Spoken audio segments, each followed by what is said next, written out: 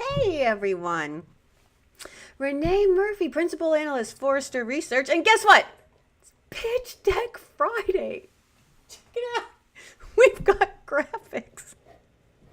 Anyway, for the uninitiated, it's Pitch Deck Friday. It's the day I pull out Pitch Deck and do a video. I use Pitch Deck to do risk analysis. It's awesome for risk scenarios. So if you are a chief information security officer, let's say, and you want to know how to talk about risk, come hang out with me. It's a good thing to do. For those of you who are uninitiated, though, let's get right down to brass tacks here. It's a game I play entirely wrong, mind you. This is not how you're supposed to play this game. It has instructions somewhere. It's just, I don't know. I play it like this. Money, company, stuff they want to do. So, how much money do we have? We have, I know it says $6 billion, but no one in their right mind would do that. $6 million to spend. Who are we? Please, it's been a tough week. Let's not end it bad. Okay. Tesla. I'm so excited about this. What does Tesla want to do? They want to say screw it and move to the woods for the rest of your life. You're going to become a doomsday prepper. Tesla wants to sell to doomsday preppers. Wow. That's pretty good. That's pretty good for a Friday, you guys. I don't know. Let's see what I can pull out of my rear end. Okay, so Tesla, it's a car company. It's a battery company. It's a solar company, and it is a space company. So let's start with the car. If I'm unplugging from the grid, I mean, essentially, if I'm a prepper, right? I want to move to the woods and live by myself for the rest of my life. I'm Ted Kaczynski. Am I going to take a Tesla car with me? No, I can't imagine Ted loading up the Tesla. No, right? So that's not the part of the business. I could never see Ted Kaczynski rolling into NASA, although he was definitely smart enough.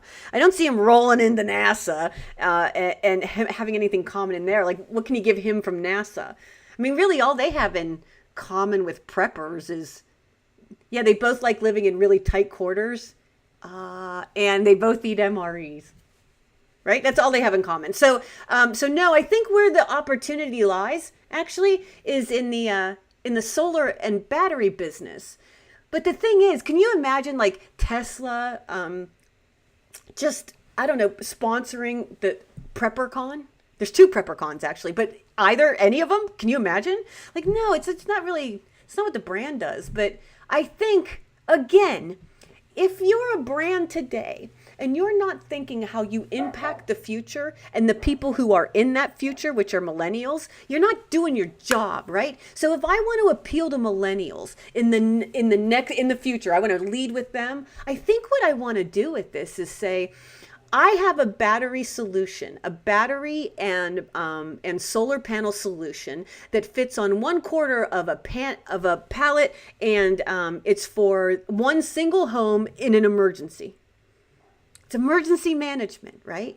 If you think about it, Puerto Rico, I mean, for the longest time, those people were essentially sheltering in place, but until the electrical infrastructure came back, they were going to be in tough straits, right? What if you could have just dropped them in on a pallet and a helicopter, 15 devices that they could have plugged their refrigerator into so that they could at least have their diabetic meds, right? I mean, it's not that hard. It's not that different of technology. It should be easy to do.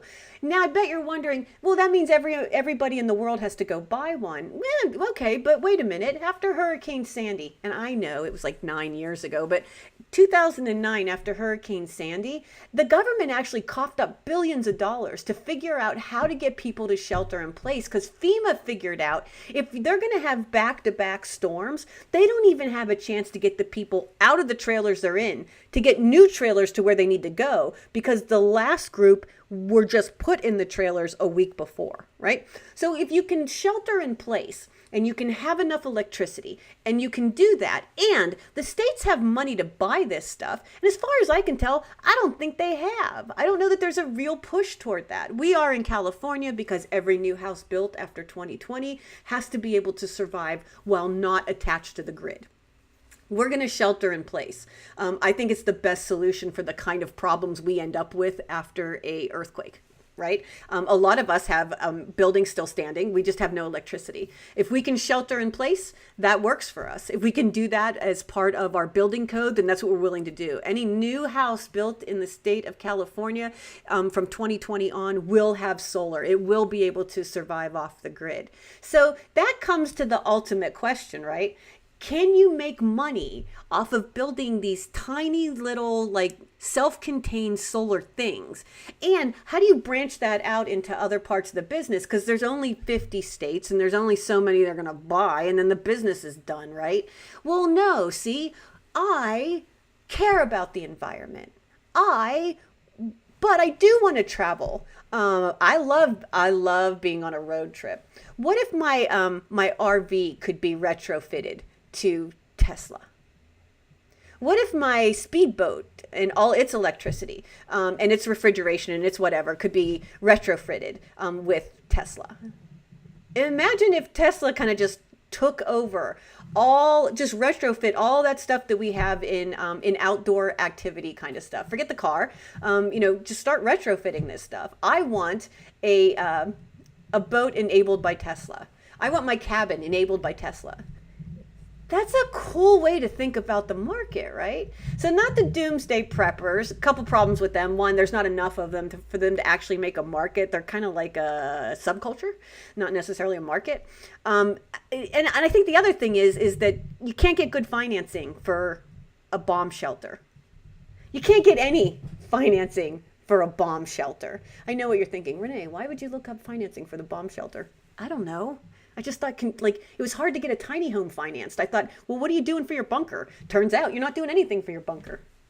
That's why I did it. It's really no good answer. Sorry. At any rate, I think that's the answer to this. It does two things. It positions Tesla as forward-looking with the millennials who, let's face it, Mayor Pete is 37 years old and he's running for president. He's a millennial, right? That's the people that Tesla needs to appeal to. And I think they appeal to them with speaking of the future of clean energy. And I think they appeal to that by saying, you know what? Yeah, if you want to say screw it and move to the woods, we can help you with that. But more importantly, we can keep your meds cool for you as you shelter in place because the Russians hacked the grid. I mean, if that stuff doesn't keep you guys up at night, I don't know what does. I mean, honestly, that's the thing that keeps me up at night. That's why I want to be able to shelter in place. That's why, Elon, if I could afford it, I would have a power wall attached to my home. I would be off the grid. It must be more affordable for people like me. Please, I would love it. All right, you guys. So, Elon, good luck with the cars. But there's a play in solar, and it's government. And that's what I would do with that. I think it's a good way to spend $8 million, some of it on lobbying, some of it on our corporate social responsibility program, some of it on some research on climate, figure out where that stuff might be, how much of that we might want to build. Can we tell the story about why this is the right way for states to think about sheltering in place? I think all of that is probably a really good play. So good luck, you guys. This one was fun, and we didn't give the money back. We actually spent it. So yay, you guys. Happy Friday. Oh, and hey, you have a long weekend. So happy long weekend and happy Memorial Day. And thank you to everyone, who serves and has served, continues to serve. And thank you to my dad who served in Vietnam. And thank you to the 407th RRD. Who my father served with in Vietnam. You're a great bunch of guys. Thank you for your service. And Dad, thank you. All right, you guys. See you next time.